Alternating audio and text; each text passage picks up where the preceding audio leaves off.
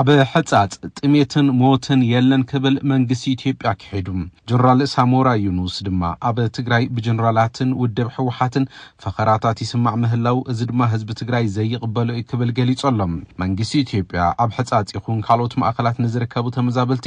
በቦርሑ ሰብአዊ ድጋፍ ይረክበለው ዝበለ ኮይኑ እዚ መግለጺ ድሕሪ ምሃቦ አብ ውሽጢ 24 ሰዓታት ድማ ነተመዛበልቲ ዝቀርብ ሓገዝ ህወሓት ንኻሊ ዕላማ የውዕለሎ ክብል ተመሊሱ ከሲሶሎም አብ ሕጻጽ ዝርከቡ ተመዛበልቲ ጠሚና ክብሉ ሰብነቶም ዋሲኑ አብ ማዕከና ዜና ተራእዮም እዮም ግዚያዊ ምሕዳር ትግራይ እውን ኣብቲ ጉዳይ ጠሚቱ ዝሃቦ መግለጺ አብ ሕጻጽ ዝተራእየ ጸገም ተመዛበልቲ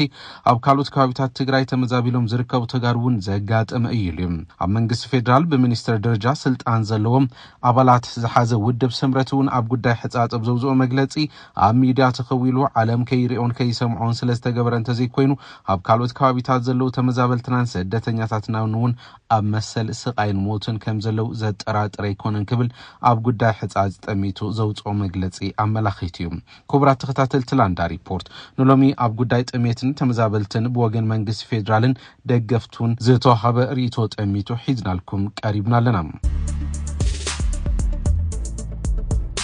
አብ ማእከል ተመዛበልቲ ሕጻጽ ተመዛበልቲ ብጥሜት ከም ዝሞቱን ብዙሓት ብድርኮኺት ሞት ከም ዝርከቡን አብ ሰናይ ተግባር ዝነጥፉ ቲክቶክራት ክሳብ ዘቃልዕሉ እዋን ብዛዕባ እዚ ክስተት ብግዚያዊ ምምሕዳር ክልል ትግራይ ይኹን ብማዕከና ዜና ኣይተዘረበሉን ጸኒሖም እቶም አብ ማሕበራዊ ሚድያ ዝተዘርግሑ ምስልታት አብ ማእከል ተመዛበልቲ ሕጻጽ ዝነብሩ ብሕሰም ጥሜት አካሎም ዝተሃስዩ አረጋውያን የርእዩ እዚ ክስተት ከቢድ ስምባድ ዝፈጠረ ኮይኑ ነጠፍቲ ማሕበራዊ ሚድያን ገበርቲ ሰናይን ነቶም አብ ሓደጋ ዝርከቡ ተመዛበልትን ምሕጋዝ ይረባረበለው ኮሚሽን ምሕደራ ስጋት ሓደጋ ኢትዮጵያ ግን አብ ትግራይ ማዓስከር ተመዛበልቲ ሕጻጽ ረድኤት ኣይተቋረጽን ብምባል መንግስቲ አብ ማዓስከር ንዝርከቡ ተመዛበልቲ በቀዳምነት ትኩረት ብምግባር ናይ ምግቢ ሰብአዊ ሓገዝ የቅርበሎ ኢሉ አብ ዞባ ሰሜን ምዕራብ ትግራይ አብ ዝርከብ ማእከል ተመዛበልቲ ሕጻጽ ብዘጋጠመ ጥሜት ተመዛበልቲ ይሞቱ ከም ዘለውን ንሕማም ከም ዝተቃልዑን ብሰፊሕ ክንገር ድሕሪ ምጽንሑ እዩ ነዚ ዝበለም እዞም ኣብቲ ማእከል ተመዛበልቲ ዝርከቡ አሽሓት ሰባት አብ እዋን ኩናት ትግራይ ካብ ምዕራብ ትግራይ ዝተመዛበሉ ኮይኖም ብዙሓት አላይ ዘይብሎም አረጋውያንን ነፍሰ ጡር ኣዴታት ህፃናትን ብሕጽረት ምግብን ሕክምናን ይሳቀየለው ኣብቲ ማእከል 330 ሰባት ብጥሜት ሞይቶም ኣብ ቤተክርስትያን ቅዱስ ገብርኤል ሕጻጽ ተቐቢሮም እዮም ኮሚሽን ምሕደራ ስጋት ሓደጋ ኢትዮጵያ ካብ መስከረም ክሳብ ወርሒ ታሕሳስ 2018 ዓ.ም ሓገዝ ንዘድልዮም ዘይተቆራጸን ሙሉእን ሓገዝ ምግቢ ይግበረሎም ኣሎ ብምባል ኣብ ማእከል ተመዛበልቲ ሕጻጽ ንዝሓለፉ 4 ሰዋርሕ 14413 ተመዛበልቲ ሓገዝ ገይረ ኢሉ ጥሜት ኣብ ሕጻጽ ኣሎ ዝተባሃለ ዝንቡዕ ሓበሬታ ክብል ድማ ክሒደሎም ኣብ ወርሒ መስከረም 16775 ኣብ ወርሒ ጥቅምቲ 18290 ኣብ ወርሒ ሕዳር 17813 ኣብ ወርሒ ታሕሳስ ድማ 14413 ዜጋታት ዘድላ ሓገዝ ምግቢ ከም ዝተገበረሎም እዩ ገሊጹ እቲ ዝተለኣኸ ሓገዝ ኣብ ዝግብኦ መዓላ ከም ዘይወዓለ ናይ ምርጋጽ ሓላፍነት ከም ዘለዎ ዝገለጸ እቲ ኮሚሽን ኣብዚ ክፍተት ምህላው ከም ዝተዓዘበን ብምሕባር ነዚ ክፍተት ምምላእ ድማ ሓላፍነት ከባቢያውን ክልላውን ምምሕዳር ከም ዝኾነ ገሊጹ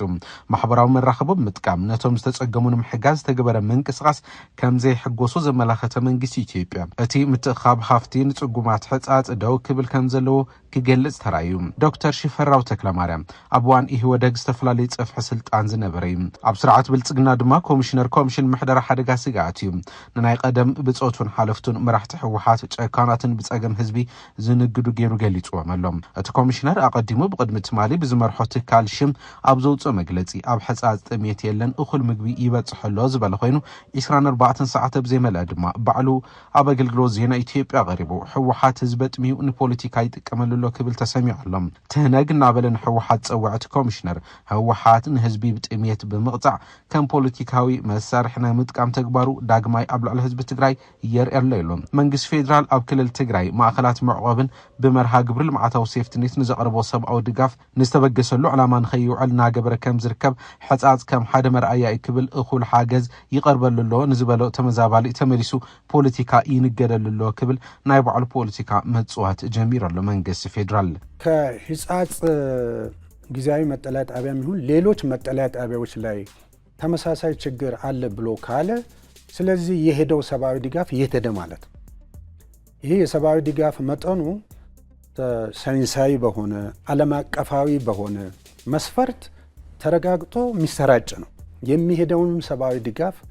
በትክክለኛው እንዲደርስ ከማድረግ ይልቅ የተለያዩ የቀረጥ ስርዓቶች ውስጥ በማስገባት እንዳይቋቋም የማድረግም በጣም የተደራጀና ስርዓት የሚመስል ነገር ተዘርግቶ የሚሰራው ነገር በሙሉ የሚያሳየው ትህነግ ለፖለቲካው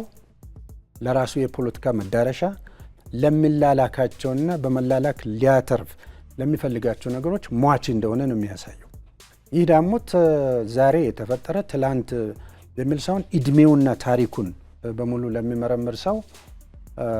በጣም ግልጽ የሆነ ነገር ነው። ህዝቡ እንዲጎዳ ሰርቶ የተጎዳውን ማህበረሰብ ደግሞ መልሶ ለማጮ ጥቅም ላይ የሚያውልበትን ሁኔታ በተሟላ ግንዛቤ መልክ ሊያስይዝ በስርዓትም ሊታገለው የሚገባ ነው ብዬ ነው የማስበው። ትግራይ ትመሓደር ዘላ መንግስቲ ፌደራል ብዝሸሞ ፕሬዚደንት ታደሰ ወረደ እዩ። እቲ ናይ ትግራይ ምምሕዳር ብድሌት ሕወሓትን መንግስቲ ፌደራልን ዝተመስረተ እዩ። እቲ ኣብ ትግራይ ዘሎ ጥሜት ኮነ ሞት ተሓተቲ ክልቲኦም ምዃኑ ፍልጥ እዩ። ብክልቲኦም ገጻት ግና እቲ ሓደ ነቲ ካሊእ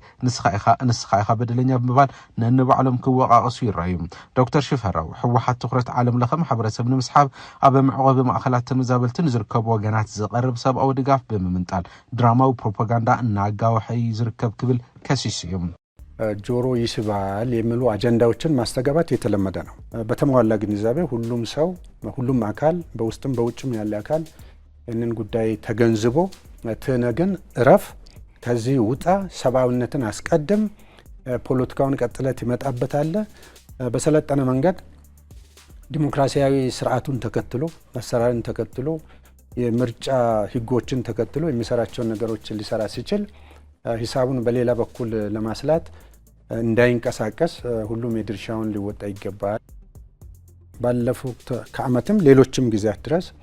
ምንም ነገር ባልተቆራረጠና ባላነሰ መንገድ እየተዳረሰ ነው ያለው። ሕወሓት እውን ትዕግስትና በዚሑ ዝብል መግለጽ ጉዳይ ሕጻጽ ጠሚቱ ውጽእ ለዓላውነትና ተወሪሩ ህዝብና ብዕጡቃትና ተጨፍጨፈ ኣብ ማእከላት ተመዛበልቲ እናሃለቀ በዚን በትን ህዝቢ ትግራይ ንምጽናት ዝግበሩ ሽርሕታት ተጻዊርና ከም ህዝቢ ክሳብ ነጠፍእ ክንዕገሲና ማለት ኣይኮነን ይብል መግለጽ ሕወሓት። ኣብ ማእከል ማዕቆብ ተመዛበልቲ ሕጻጽ ከቢድ ሓደጋ ጥሜት ኣጋጢሙ ህይወት ወገናትን ንስእነ ኣለና። እቶም ዛጊድ ብህይወት ዘሎ ወገናትና እውን ኣብ ከቢድ ዓጸቡ ኣትዮም ኣብ ኣዝዩ ዘተሓሳስብን ከቢድ ኩነታት ይርከቡ ዝበለ ሕወሓት ኣብ መግለጽ እዩ ማሕበረሰብ ዓለም ክፈልጦ ዝግባእ ህዝቢ ትግራይ ዝፍጸሞ ዘሎ ጆኖሳይድ ልዕሊ ክጻወረ ዘይኽእል ምዃኑ እዩ ትዕግስቲ ልክዕ ኣለዎ ብምባል ኣጠንቂቖም። ፕሬዚደንት ጊዜያዊ ምምሕዳር ትግራይ ታደሰ ወረደ እዚ ጉዳይ ማሕበረሰብ ዓለም ንኽፈልጦን ኣጀንዳ ኮይኑ ንኽወፅን ዝገበሩ ውሑዳት ነጠፍቲ ማሕበራዊ ሚድያ ብምንኣድ ውሑዳት ንህዝቦም ዝሕለቑ መናእሰይ ኣብ ማዓስከር ተመዛበልቲ ሕጻጽ ተረኺቦም ዘጋጠመ ሓደጋ ጥሜት ዘርኢ ቪድዮ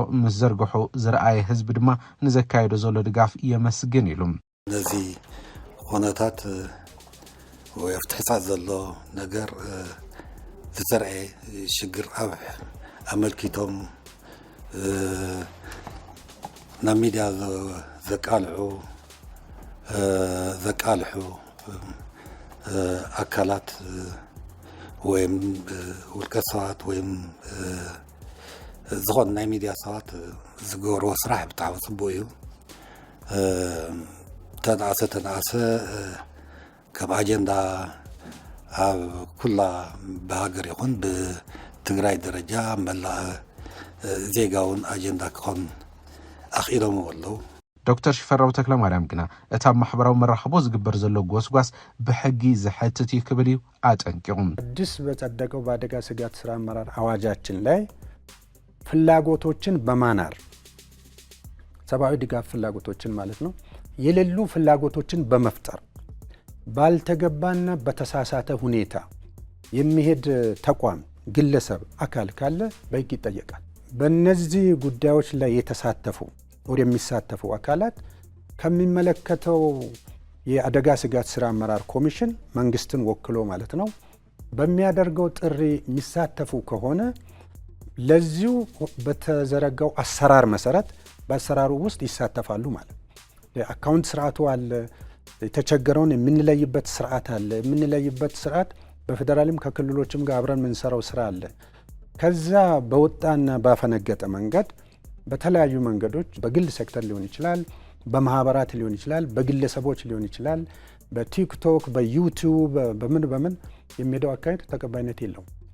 ተቀባይነት የለውም ብቻ ሳይሆን ተጠያቂነትን የሚያስከትል ፕሬዚደንት ታደሰ ወረደ ብዝሃቡ መግለጺ ብሰንኪ ኩናት ትግራይ ካብ መረበቶም ተመዛቢሎም ኣብ ድርኩኺት ሞትን ዘለው ወገናት ምድሓን ዘላቕ መፍትሒ ንኽረኽቡ ምግባርን ግቦኦም ክትዋጽኡ ይግባእ ብምባል ንመንግስቲ ፌደራልን ክልላዊ መንግስታት ኢትዮጵያን ጻውዒት ኣቕሪቡ እዩ። ጉዳይ ተመዛበልቲ ምኽንያት ኩናት ክኸውን ከም ዘይኽእል ድማ ኣጠንቂቑ እዩ።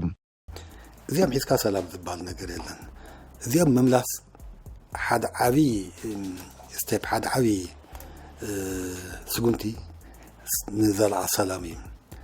ስለዚ ኩሉ ንኩናት ዝኸውን ምክንያት እዩ ኣርኢና መሊስካ ናብ ኩናት ምእታው ዘኽእል ኩነታት ከም ዘሎ የሪና ሂማኒታርያን እዩ። ግን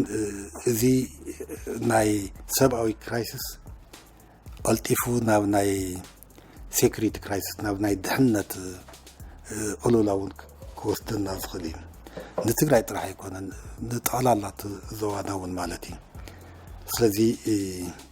ይፈታሕ ካሊ ኣብ ጉዳይ ተመዛበልቲ መብርሂ ንናይ ማዕኸናት ዜና ኣዲስ ኣበባ ዝሃበ ነበር ኣዛዚ ሰራዊት ኢትዮጵያ ጀነራል ሳሞራ ዩኑስ እዩ። ኣብ ሕጻት ዝርከቡ ተመዛበልቲ ተፈጢሩ ዘሎ ኩነታት ኣዝዩ ዝሕዝን እቲ ኩነታት ተመዛበልቲ ምስ ተሰምዐ ኩሉ ብዓቕሙ ክንዲ ዝከኣሎ ክሕግዝ ተንቀሳቒሱ እዩ። እዚ ድማ መርኣያ ባህሊ ምትሕጋዝ ዘርኢ ስለ ዝኾነ ጽቡቕ ክብል እዩ እቲ ጀነራል ተሰሚዑ። ኮይኑ ግና እቶም ተመዛበልቲ ከምዚ ዝበለ ጸገም ገጢሞም ኣሎ እናተባሃለ ገንዘብ እናዋፅኣኻ ዝግበር ሓገዝ ዘላቒ ፍታሕ ኣየምፅን እተን ሓዚ ተዋፅአን ዘለዋ ገንዘብ ናይ ሓደ ወርሒ ወይ ድማ ንኽልተ ወርሒ ክቕልብ ኣይኾነ ዘላቒ ፍታሕ ግና ኣይኾነን። ስለ ዝኾነ ብወገነይ ዝረኣየኒ ዘላቒ መፍትሒ ኩሎም ተመዛበልቲ ብዘይ ዝኾነ ይኹን ቅድሚ ኩነት ናብ መረበቶም ክምለሰሎም ክብል እዩ ጀነራል ሳሞራ ዩኑስ ገሊጹ። ኩሎም ተመዛበልቲ ናብ መረበቶም ክምለሱ ብምግባር ንባዕሎም ክጣየሹን ናይ ልምዓት ሓይሊ ክኾኑ ይግባእ። ተመዛበልቲ ብምሓዝ ሕቶ መሬት ኣይምለስን ናይ ወልቃይት ይኹን ናይ ጸገዴን ካልኦት ቦታታትን ሕቶ ንተመዛበልቲ ከምቲ ሕጃብ ብምሓዝ ዝምለስ መልሲ የለን ድማ ኢሉ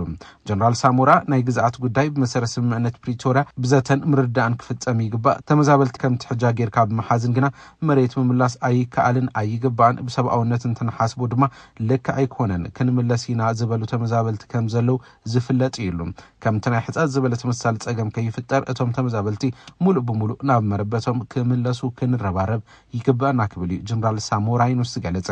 እቲ ጀነራል ንመንግስታዊ ጋዜጣ አዲስ ዘመን ኣብ ዝሃቡ ቃለ መጠይቕ ኣብ ትግራይ ዘሎ ፖለቲከኛን ኣመራርሓን ብምእማን እቲ ምምላስ ስራሕቲ ክካየድ ኣለዎ ኢሉ እዩ። ህዝቢ ትግራይ ሕዝቡን ካብ ናይ ኩናት ጭንቅን ጸባን ክናገፈ ይከኣልን ብፍላይ ድማ ገለገለ ጀነራላት እናተልዓሉ ንዳሎ ይብሉ ኣለዉ። በብእዋን ድማ ናይ ውድብ መግለፂ እናተባሃለ ፈኸራታት ይስምዑ ኣለዉ ክብል ተዛሪቡ ህዝቢ ትግራይ ውግእ እንደልን ኢሉ ጀነራላትን መራሕትን ሕወሓት ግና ክሰምዕዎ ኣይከኣሉን ክብል እዩ ነበር ኣዛዚ ሓይልታት ሰራዊት ኢትዮጵያ ጀነራል ሳሞራ ዩኑስ ንአዲስ ዘመን ጋዜጣ ዝገለጸ። ክቡራት ተኸታተልቲ ላንዳ ሪፖርት ንሎም ዝሓዝናዮ ኣብዚ ዛዚምና ኣለና። ስለ ዝተኸታተልኩምና ለመስግን። ላንዳ ሪፖርት ላይክ፣ ሼር፣ ሰብስክራይብ ምግባር ስድራ ዚ ዩቲዩብ ቻናል ክትኾኑ ንሓትት። ሰላም